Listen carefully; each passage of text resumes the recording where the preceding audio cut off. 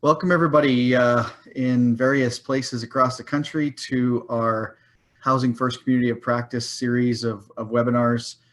We've been doing these for a little while now, for a couple of years actually, and we're excited to be able to continue doing them and excited to have our presenter today. Just a couple of housekeeping items. Please keep yourself on mute. You are automatically muted when you enter the webinar. But if for some reason the technology allows you to unmute yourself, we want to just make sure that you keep unmuted to keep background noise away and things like that. There will be an opportunity when we get to the question and answer and discussion period that we'll want to unmute you if possible so that you can actually speak to us, and we want to have time and have openness for questions and discussion. And let this kind of go wherever it needs to go. So please, if you have the capability, we'd love to hear your voice when that time comes. Also, I wanted to, again, let you know that this will be recorded and available. And so anybody who wasn't able to be here that might want to see this information that you're aware of, then feel free to send them to the Training and Technical Assistance website at training.caeh.ca, and that website will show up later on too on a closing slide. And from there, through the webinars tab, you'll be able to access our archives and see this and any other webinars that we've done in relation to Housing First. And actually, we've been doing quite a few in the area of coordinated access and by name lists and things like that. So all of those webinars are available through our website. I would ask that when we do get to, or throughout the presentation, that if you have a question, post it in the Q&A function, and I'll be monitoring that. And then when the time comes, as I said, I can unmute you, and we can get you speaking. But if you can't, some people don't have microphones or whatever, and then if it's there, I have it, I can read it out, and we can discuss it from that point. All right, so to move forward, again, my name is Wally Check. I'm the Director of Training and Technical Assistance with the Canadian Alliance. And I've been excited and happy to be able to host these and have lots of involvement with lots of you around the country. So it's always great to connect in different ways. Again, the Canadian Alliance has become a fairly diverse and multifaceted organization. We've grown exponentially in the last year or so. And what you see on the slide is just the different functionality of the Canadian Alliance. We have the conference, which sadly we have to be having conversations right now about whether that's going to be a reality now in November. It seems like it's a long ways away to be thinking about that when we talk about planning and you know, booking things and so forth. A lot of that stuff has to be done way in advance, and so we have to be talking about that right now. But we do have the conference, and this year it is planned to be in Toronto, so we hope that people will have an opportunity to attend there. This last year was in Edmonton, and we had a record sellout crowd of just over 1,600 people, and it was another great conference. We also have Built for Zero, which is the very structured program, and there's a cohort of communities that are involved there in terms of organizing their coordinated access system, and they're getting help from improvement advisors along the way, and have series of learning sessions, and both in person and virtual, that kind of help structure their processes and their formulation of their coordinated access systems. Then of course there's a training and technical assistance, and we do training in all kinds of different areas. We are a training consultancy, as well as we are providing training and support to communities, designated communities around coordinated access and by name lists for those that are not part of Built for Zero. And then of course we have the Allied Networks, which I would encourage you to go to our website, the Canadian Alliance website, and just see there's multiple different groups that are part of the Allied Networks. We have like a veterans organization. We have the National Alliance to End Rural and Remote Homelessness. We have organized a group around murdered and missing Indigenous women and children, and just lots of different areas. The right to housing network, and lots of different things that are involved there that we're supporting those organizations and collaborating with them in lots of work. Basic mission of the Canadian Alliance is essentially to end homelessness in Canada. It's really that simple, but we are trying to do it by working with all of you, all the different communities across the country, both in person and virtually, in any way that we can, to help the community and the organizations within that community have the resources that they need, the training that they need, and the support and advocacy that they need to make that happen. It's also important for us to mention that we are funded in part by the Government of Canada through the Community Capacity and Innovation Funding stream of Reaching Home. That is what makes a lot of the work that we're doing possible, in particular right now around the coordinated access elements of things. So we're grateful to the federal government for their funding and support. Just as a brief reminder, the process of a community of practice call is a little different than a basic webinar. A webinar is pretty much just giving you information, but a community of practice call, it involves a little bit of a shorter presentation and then opportunity to talk and discuss, which is why we hope that we can have your interaction and lots of questions and so forth when the presentation is completed. Again, use the Q&A feature, and please remember to keep yourself muted for obvious reasons. Our agenda, we've already done the introduction to the Community of Practice series. I'm going to provide a brief introduction to our presenter, Steve Gaspar, and then he has his presentation, and then there'll be time for Q&A after that, and then I'll do a little bit of a close-up, and we'll be good to go. And again, the recording will be available. That being said, I'm going to stop sharing, and I'm just going to welcome Steve Gaspar to our webinar series, our Community of Practice series. Steve has been operating for the last few years as the Associate Director of the Housing First programs for the ALEX in Calgary. And the ALEX is a pretty diverse organization. They have Housing First programs. They operate ACT teams, providing a lot of clinical support to individuals, and multiple other programs, which I'll let him maybe tell you a little bit more about as well. Steve is also, him and his team have also been participating on our training and technical assistance faculty over the last little while, and we've been able to send them out a few times to do some trainings for us in different communities across the country. So we're appreciative of the support that they have been able to provide that way.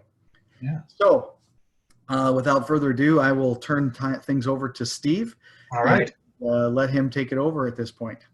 Okay, great. Now I just got to share my screen here, and let's see. Sorry guys, technical difficulties aside, I'm new to the Zoom here. Let's see, I got that. Can you guys see that? No? Not yet. Okay, let me just here. Oh, here we go. Share screen. There we go.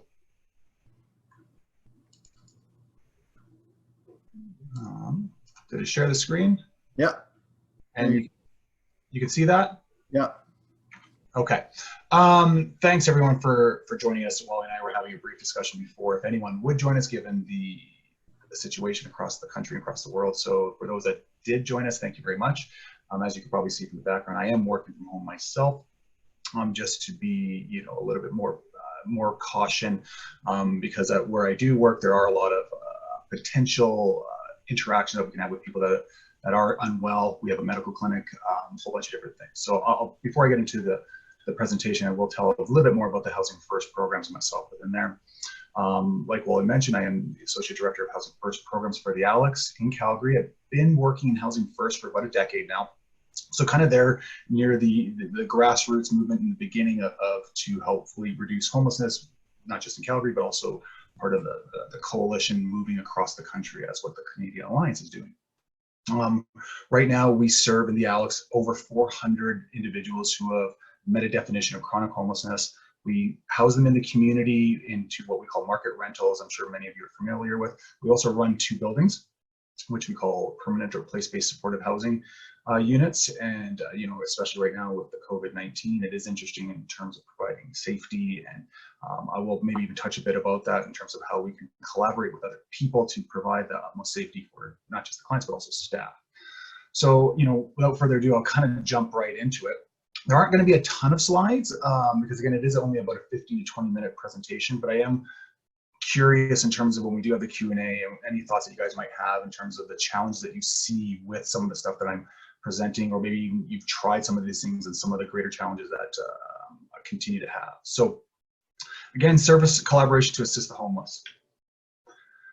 The people, if you, even though the ALEX, like who I work for, we do help a lot of people in a lot of different ways, not just housing. However, homeless individuals in Housing First programs have usually a lot more than just issues than just homelessness. Again, this is an exhaustive list, but a lot of people have medical issues, psychiatric or psychological. We know many of them have justice issues, whether it be bylaws or maybe even coming up with court dates. Again, even if you are a well-funded agency and have a lot of resources, it's very, very difficult to provide a whole complete array of services to any group of individuals. So this is why, especially 10 years ago when I started, the ALEX wasn't this massive organization like it is today in terms of nonprofit size. Back then, we had to refer out, majority of our services, whether it be medical, justice, all these different things. And that took, us knowing what the heck can we even do? Our clients are coming to us with a whole bunch of challenges other than just homelessness, and they're looking to us to provide service, and we're looking at each other saying, geez, what can we do to help them thoroughly and a more appropriate level of service delivery to them? So, and again, too, as I mentioned here, sometimes, a client comes to you with a variety of challenges and you really want to act on it in a quick manner. Maybe 3, 4, 5 months go by and that client loses interest in that particular issue. And it could be maybe medical or psychiatric, especially those conditions that, can drastically improve an individual's life. But they're just not willing at the time because too much time has gone by to actually interact in that service that you worked hard to get. So again, this might be of best interest to all those working in Housing First with homeless individuals to really reach out in the initial parts of when we're starting either a Housing First program or when you're, even if you've been doing it for several years, really start reaching out to almost everyone. I'll get into that in the next slide in terms of that can be a benefit to the clients. So the first thing an agency or a program would need to do is really understand who we're serving. Homeless individuals, they come to us more than just homelessness. And Wally mentioned it briefly about coordinated access. And now, not all jurisdictions have that. And I know there's a movement across Canada in terms of Housing First to have a coordinated access system. I won't talk a lot about that, but we have one in Calgary. But even before we had that, we really needed to understand who we're serving, and we knew that right away. Once we get an individual, we intake them, they're coming with us, they're not just homeless, they have a whole bunch of other issues. But again, as a program or an agency, we need to know, how do you know what else they need? What are we doing? Again, I put here, assessments. Are this client self-report? Are we just observing certain things? This is actually a real critical point to make sure that when we're going to provide services, it is actually appropriate services. So again, we can't just say this person needs a psychiatrist unless you yourself are a psychiatrist, or a psychologist. It's very hard for us to make that assertion.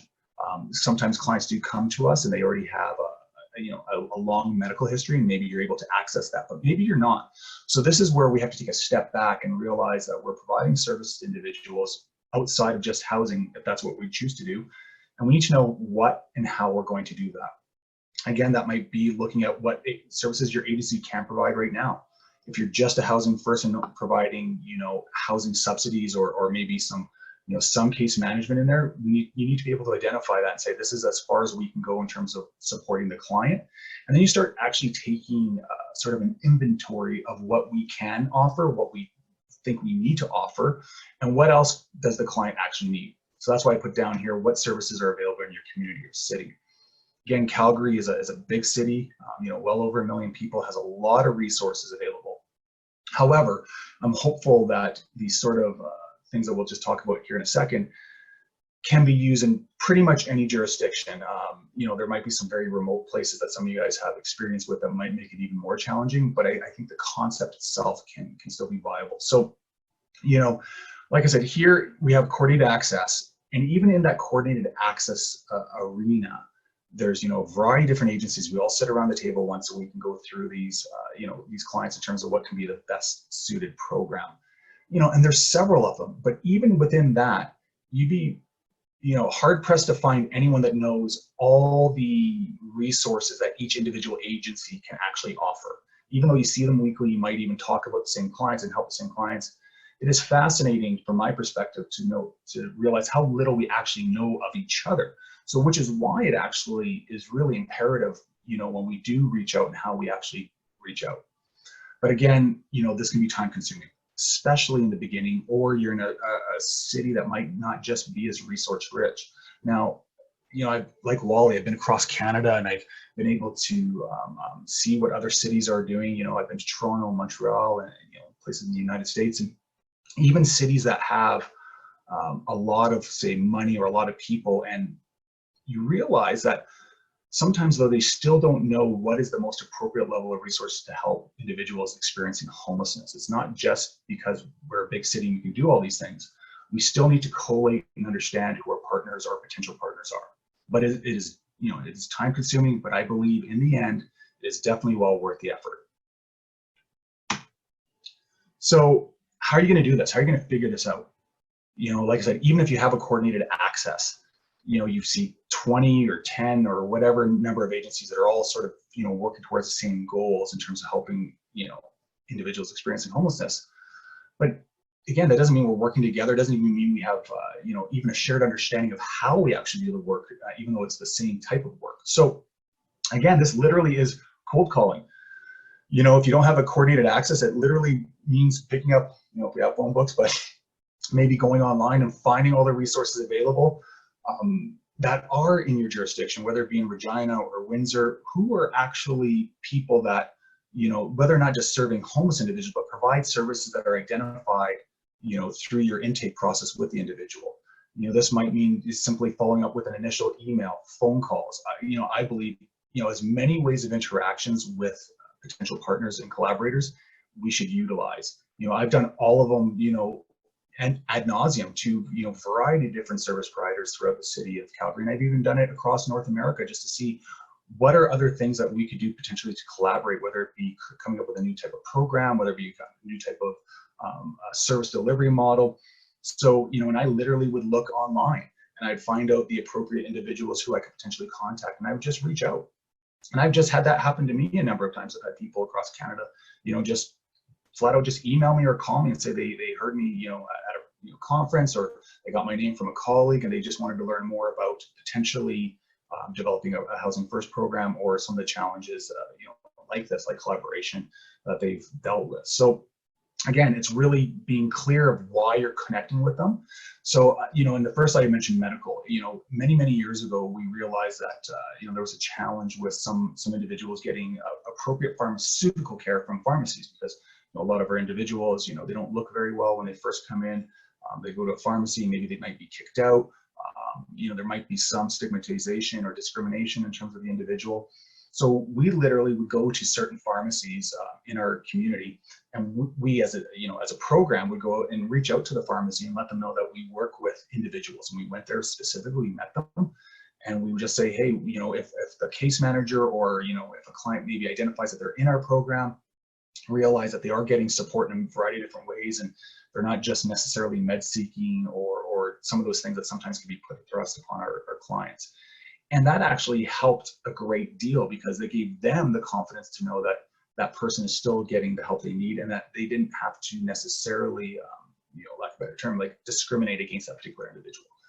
So that's just one example. But again, some of you might go, we already know everyone. We already know everything that is available in our district, in our city. Might be very small or might be very big, like Toronto or Calgary. But I guarantee that knowing every little nook and cranny of what is, those agencies can offer, that can be explored even further.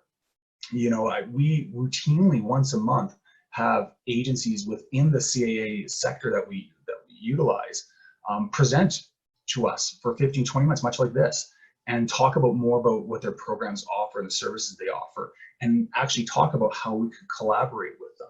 So, and that's from people that see each other weekly. For some of us have seen each other for years on end, and it's illuminating to say, oh, I didn't know you offered, outreach psychiatric services, or public health nursing, or even just recreational therapy, or some certain thing that maybe your agency doesn't offer that you think could be beneficial to a particular individual. It's a big deal. In fact, I would say it's the one piece, the collaboration, for all the Housing First programs that I oversee. Even though we have a lot of resources, it's the collaboration that has taken us to a place where clients have drastically improved their quality of life. Because again, for us, it's housing first, obviously, and then we house them. Then there's so much more in terms of helping them stay housed that is truly beneficial. And not every agency, again, is resourced very well, but even if you are, the collaboration piece is massive. I mentioned the pharmaceutical piece, but we've actually had some other health clinics and other social agencies come and provide, whether it be dog walking with their clients. We actually have a relationship with a financial education program. Now, they offer the same type of program to anyone in the community, but what we actually did is we went to them and say, can you work specifically with our clientele? And that means they tailor it slightly differently, even though the outcome is the same. And then the time frame, and an hour a week or hour every other week for say 12 weeks, and it's provided just for our individuals so that they feel comfortable in a particular setting. So that has been huge for us. We've been doing that for the last couple of years. That's just one of many examples. But maybe you find someone, again, maybe will utilize the financial piece, and you decide to work together. What are you going to do now? Is it just, hey, let's just offer the service and go from there? I actually recommend developing what's called a Memorandum of Understanding. Again, there's lots of free templates you can find online, but it's not as I mentioned on the slide here, it's not a legal binding agreement. However, this isn't a legal document saying, I must follow a certain way, or programmer, and another program must, follow certain parameters. Essentially what it does is it outlines the relationship between parties in terms of what are we actually trying to achieve. And that way it allows to delineate responsibility, but also allows for greater accountability amongst, agencies or partners.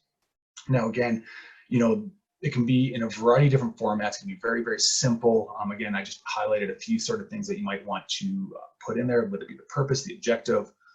And again, you can put a length of time. Maybe this is 6 months to a year that we want to try this.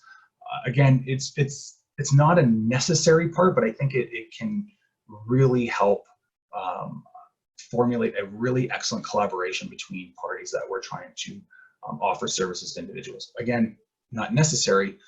It could be short in duration. I mentioned the pharmacy. We didn't go into a memorandum of understanding with that particular pharmacy, but we did meet with them regularly, connected with, say, the site manager, and say, here's who we're working with. Again, so that they know who we are and we know who they are. And we just kind of kept it very, very, very informal. But, sometimes, it might not be a pharmacy, it might be another agency. I do recommend following up with emails if you have a formal meeting minutes, so that just people have a greater sense of accountability going forward and it doesn't get lost.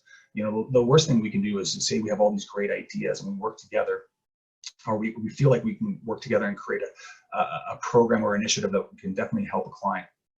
And then it falls to the wayside because no one's really sure of what level of requirement is by each agency or partner. But again, if you can, MOU is what it's short for. They're excellent, lots of free stuff online. Doesn't have to be very, very wordy. It can be very simple, very short. But again, I think it's something that if you do put one in place, review it. Make sure everyone continues to understand what the actual objective is, and maybe we need to amend it. Maybe you need to develop even further. Maybe this is something that we really want to even strongly enhance. A good example of my experience is we had a particular service that's here in Calgary, and they were actually funded by two different parties. Now, one actually provided the staffing, and the other one provided sort of the structure and resourcing. and they work in Housing First, but they provide services across the city for all programs. And that is a fascinating collaborative effort that these two agencies created an MOU, and then they actually went into actually a formal structured programming initiative, and so that can potentially happen. And that is a resource that we, as the Alex in our program, have collaborated, greatly over the last couple of years. Again, it's one example, but it's something that, you never know what can come out of collaboration, whether it be a fully funded type of program model. But, sometimes they're so beneficial that we sometimes, why didn't we think about this earlier? So this is hopefully for some of you that are initiating Housing First and just starting, or even if you've been in it for a long time, like myself, really getting out and meeting people and developing a good relationship. You never know what can come of it. And so you are working together. Maybe that's it. You maybe decided you say, this is awesome. We're working with a financial agency to provide financial education to our clients, whatever that is. Just remember, though, at the end of the day, the reason why we're meeting, the reason why we're collaborating is because of the clients. That is the main reason. I highly recommend that you let the clients know who you serve, that this is the reason for these collaborations. A lot of our clients, for a variety of reasons, they have a lot of challenges. Then some of them might be, if they have some mental health issues, they might be, not understanding why a certain collaboration is happening. I think it's best to be upfront, let all the clients know every type of collaboration that we have or that you have and that you're wanting to make and that you're attempting to make, and that we just simply offer it to the individuals. So again, coming to the beginning of the presentation where I said, clients have a variety of different issues, and that may be true, but they also may not want to deal with any of them except for the housing homelessness issue. And that, from my perspective, is okay. They have that right. Again, if their housing is at risk for a couple particular issues, whether it be justice issues, for sure we have those discussions with them. However, if they do not want to participate in a particular collaboration that you have, I don't think it's advised that we should force these upon individuals. Now, again, different agencies, different jurisdictions, you might have different challenges, and I get that. But I think in terms of successful collaboration when meeting the needs of clients, really should have their involvement. Offering a suite of services is, to me, the most appropriate way to ensure clients would want to participate and engage with us. And that's been a successful model that we've had for the last decade or so. And something that we continue to utilize today. Again, when we have a collaboration, we will offer it to a client. If they need something, if they identify something that we can't provide, we say, hey, we understand, this is another agency that could provide it. So some of those things are just sort of key takeaways with that. You might have the best intent and you have the best type of collaboration that you find is very suitable to your population. And maybe some of them just don't want to participate, or maybe none of them do. And that might take some more self-reflection and asking ourselves, why is that? What are we, or how are we promoting it? How are we developing it? It's a good sort of practice to ensure that they have buy-in. So, again, I was very vague on some of these things because, it really is, I get it, your city that you live in, your jurisdiction, your agency, all those things play a role in terms of how we can potentially collaborate and whom we collaborate with. But I do think the premise of reaching out, finding out first what the clients need, then being able to identify what we can offer, identify what else other people in our jurisdiction can offer, and then go from there. Again, to reiterate, it could be very time consuming, very well worth the effort in the long run. And even though I just mentioned that a lot of clients may not want to participate, we find that, bringing them in and being honest and demonstrating that really all the collaborations are for their benefit, that there tends to be a lot of buy-in and understanding, even if there is initial skepticism in the beginning. So that's kind of it of end of the presentation. It is like I said, it was about 15, 20 minutes. So I am done that, unless anyone has a particular question or a particular slide they want me to go back to, I can definitely do that. So, yeah, I think that was awesome, Steve. I appreciate that. I think that we'll give people a chance to think a little bit and then maybe throw some questions at us. But in the meantime, I had a couple of thoughts / questions. I really appreciated a couple of the things you said. And one of the things you mentioned was being able to offer a suite of services. And what sort of strikes me about that is that I think, and you also mentioned that, in some communities, especially larger ones, but even in some not so large communities, we'll have a wide variety of services within that community. Yep. The question that I often find interesting to ask when we talk to these programs is, okay, so you have all of these programs, you have all these services. So does that mean that you have a suite of services to offer? Mm-hmm. And then I qualify that by, you have a lot of services, are they accessible? Good point. Right? Yeah. And so many times they'll say, oh, well, no, I mean, because there's wait lists, there's, and our clients have to kind of go through the same pathway as everybody else to access that particular support or whatever. And so I'm just, my thought is, and for us, we often talk about the difference between formal and informal linkages to these services. Yeah. You talked about the MOUs. Yeah. That's a formal linkage, right? It is, yeah. May not be legally binding, but it's a document where that organization has agreed. I agree. An informal linkage to us means that, maybe I know somebody in that organization, right, and because I know somebody, then they kind of do some workarounds for me. Yes. But what happens when that person goes on to a new job, right? Yeah.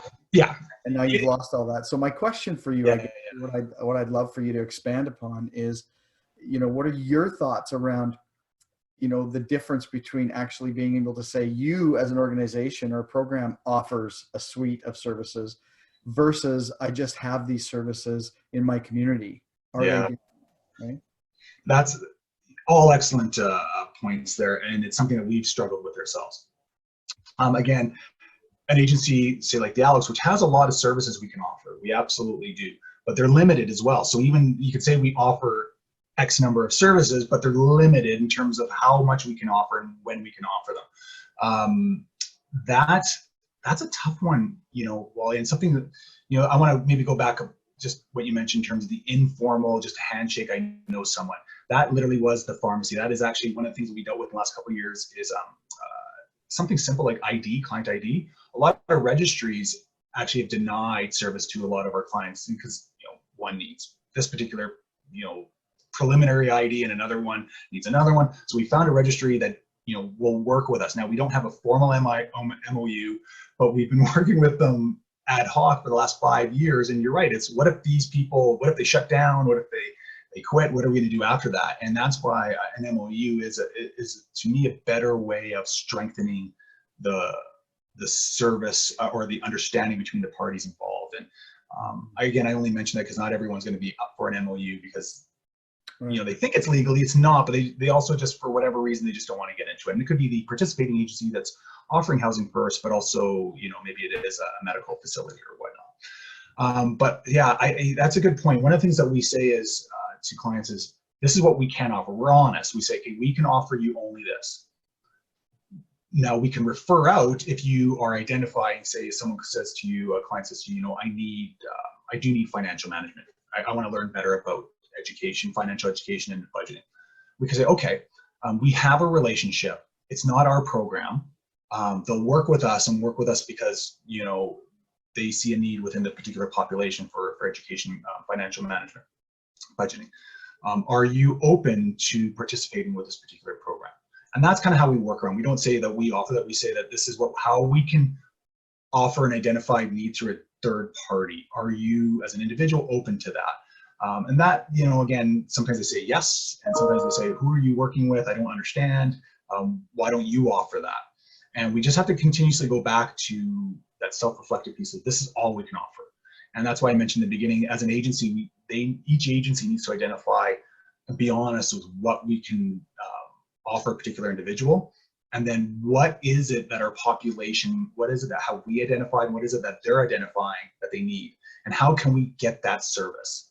And that's kind of how, you can sort of reach out and say, okay. And again, it's interesting that, say Toronto, for instance, they have a large homeless population, and Calgary does too. And maybe, somewhere only has like 50 different people, because it's much smaller. So their identified needs are going to be different. But I think each agency should be responsible in terms of identifying what that is and then going from there. That's why I said it can be time consuming, because it's, again, you have all these people coming in, we got to house them. Mhm. And you're realizing, man, there's so much more that they are asking for.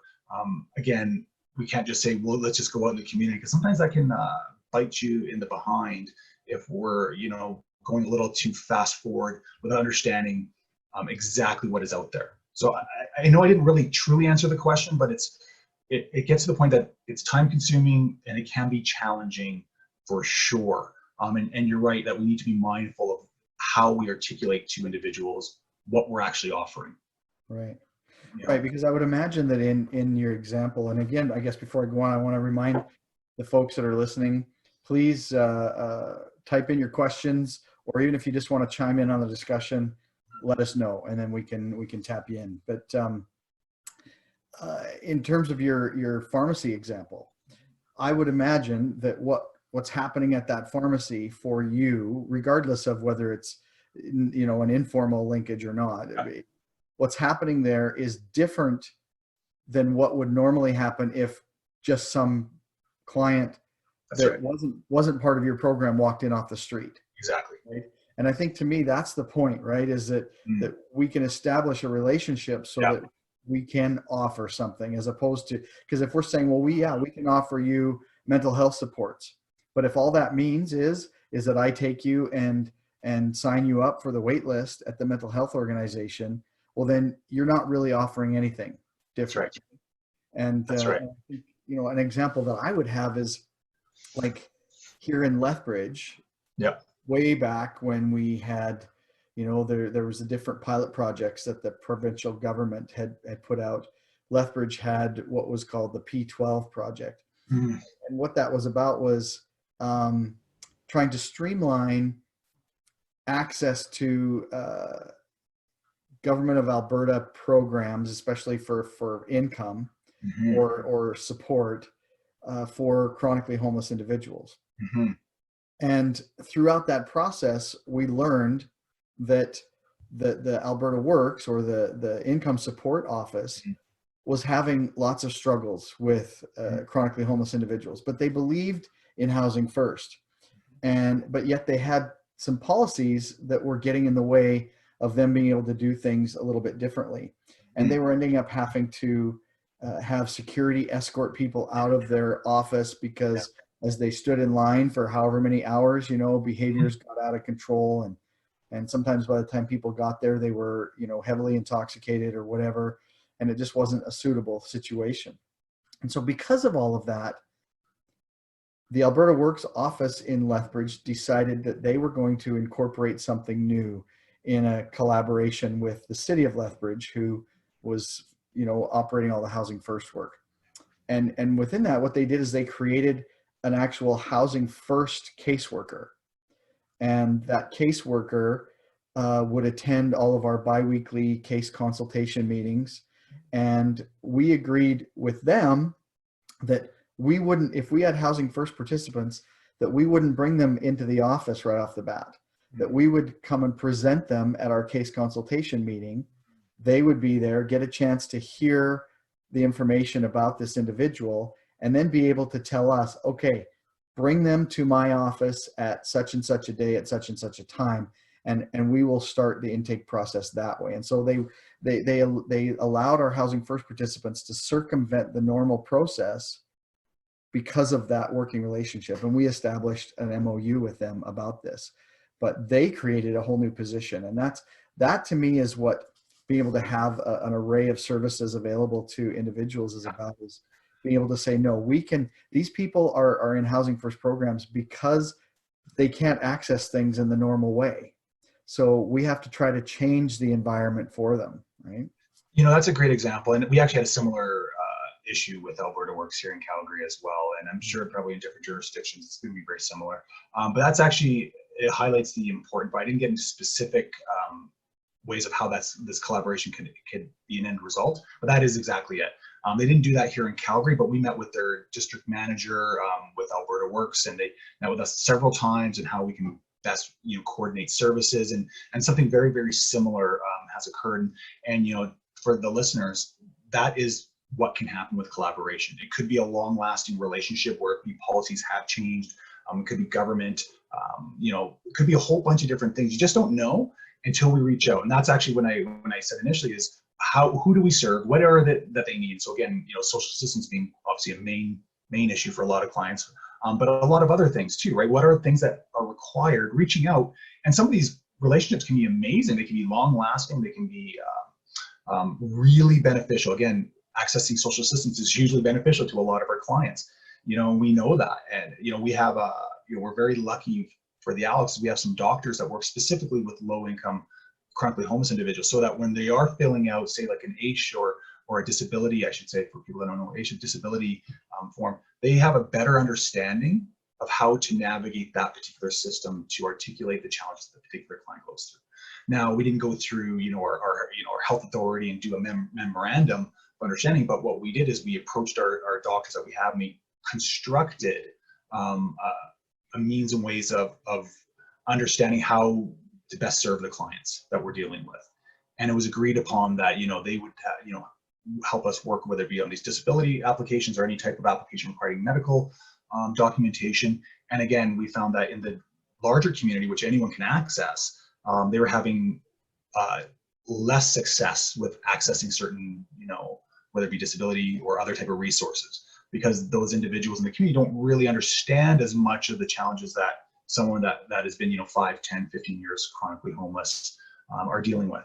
So yeah, whether it be Alberta Works, health, going out and reaching out. Again, it's all about reaching out first, letting them know these are the challenges that we're dealing with.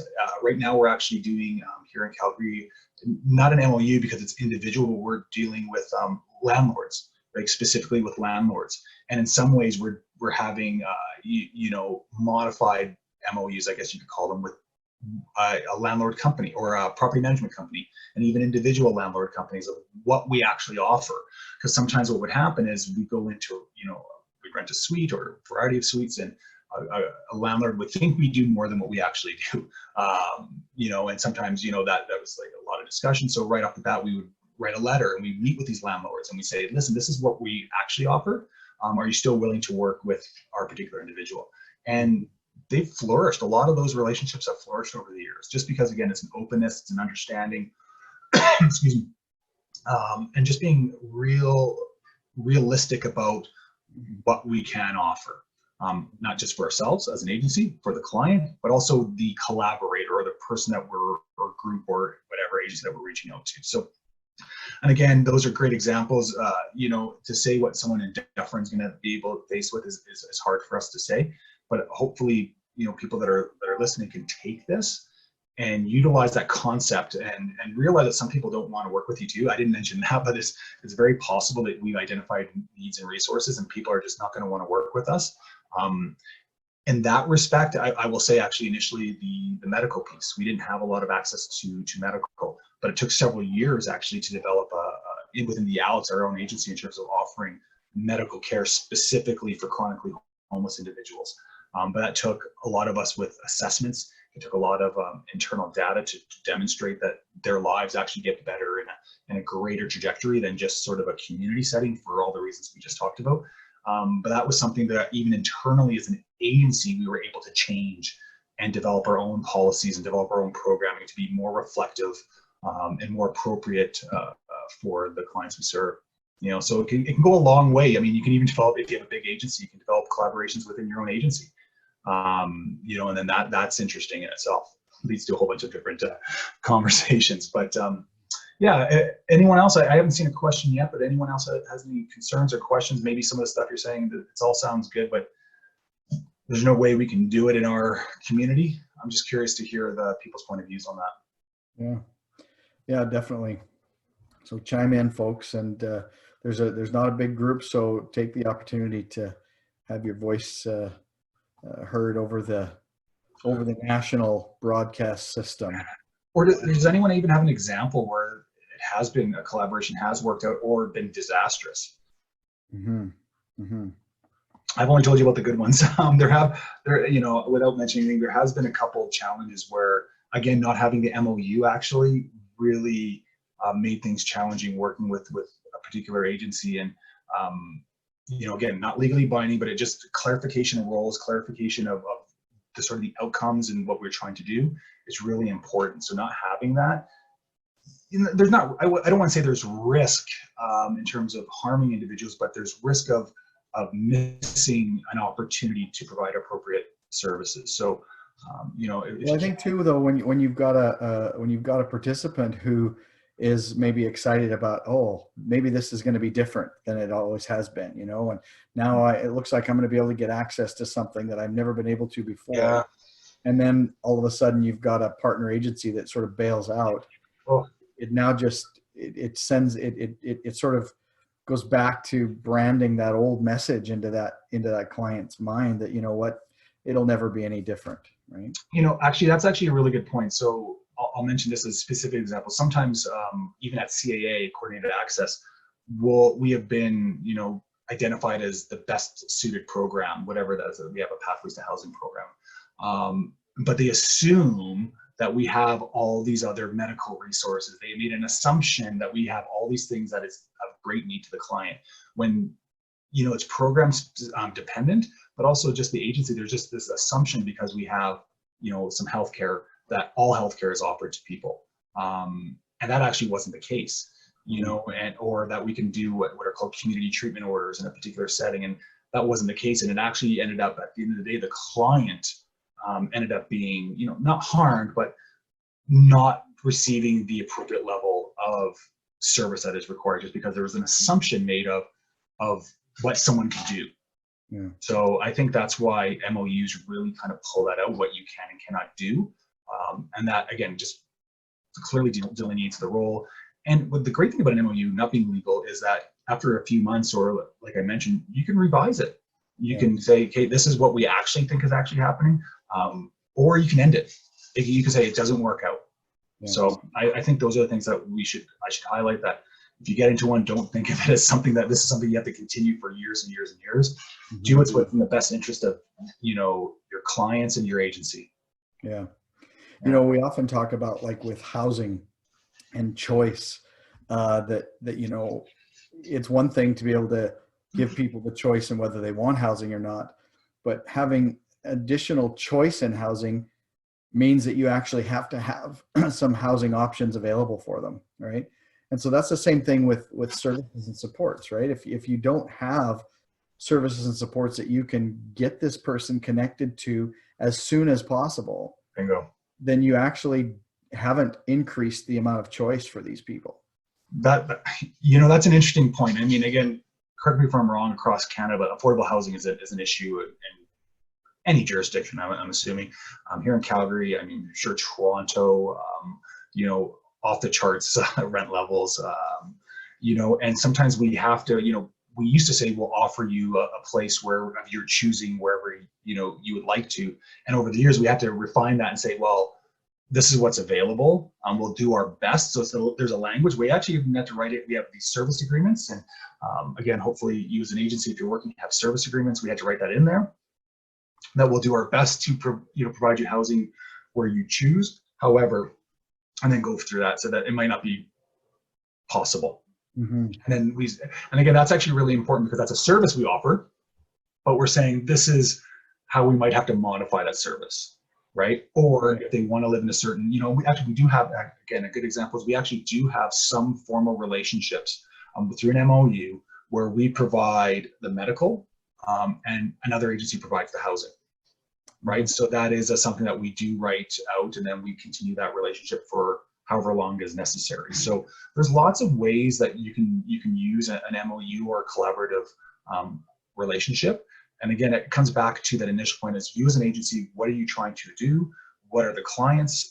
What are they identifying as their needs? And then go from there. Again, it actually is a tremendous amount of work in the beginning. But if you can get through 2-3 years of developing really good, strong relationships, I think your clients are best suited to have a greater opportunity for success. Yeah, and then I would think too, not only as those organizations that you have those relationships with, but even then, like if the manager of the Housing First program or the supervisor or team lead or whoever it is, if they end up leaving, yes, the new person has those documents that they That's can right. go to and be able to just pick up where they left off. That's actually, yeah, very good insight there. I forgot to mention that. That's actually the crux of it too, because God forbid if someone leaves and then all of a sudden all this great work doesn't get to continue because, Wally had this great relationship with, Barb at wherever. And that's why MOUs can be really strong, or at least if someone is going to move on, there's an understanding to somehow continue a relationship if it is more informal, whether it be say like the pharmacy, right? Just to really ensure the stronger connection over time, that it doesn't get lost if it's really valuable. And again, that's why I mentioned revise, review, look at your relationships. You can identify 10 of them and they're all great for now. 2 years from now, 6 months from now, maybe 2 of them are not great anymore, or you want to move in a different direction. I think at the end of the day, we all understand. I know the national or the Housing First Partners Conference got canceled this year, and I know it was supposed to be Housing First, what second? Yeah. And I think internally, a lot of us have been saying that, what is after Housing First, after you house them, and all the points that I mentioned, whether it be financial management, education, medical services, all those things have come up for, I would assume, all agencies dealing with homelessness. Mm-hmm. Sometime you're going to be dealt with these individuals have been stably housed for a long period of time. They need something else to continue to hopefully improve their lives. Mm-hmm. And this is where the collaborative piece comes in. Because again, I don't know of any agency necessarily that can offer everything in-house, regardless of how well funded they are. And and to be honest, I think it's like Calgary and Toronto and Vancouver say, there's lots of services available, but something tells me not everyone knows what everyone is capable of, what they can do.